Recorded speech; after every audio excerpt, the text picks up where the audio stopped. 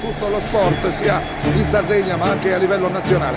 Calcio di punizione in favore del Carbonia con la formazione mineraria adesso tutta in attacco. Seguiamo attentamente questo calcio di punizione con Trogu sul pallone, barriera predisposta, parte Trogu, tiro, rete, ha segnato il Carbonia con Trogu, è stato Trogu a battere l'estremo difensore Marchi con un tiro a girare, sorpreso l'estremo difensore, forse anche una leggera deviazione della barriera, così mi dicono. Infatti fatto sta che la formazione del Carbonia si è portata in vantaggio, direi meritatamente, all'inizio di questo secondo tempo, dopo che aveva costruito 2 palle gol allo scadere del primo tempo, come abbiamo già ampiamente documentato. E quindi il gol adesso da parte di Federico Trogu, lo avevamo detto, insomma un Carbonia che se gioca come sa può battere qualsiasi squadra. Certo, la partita non è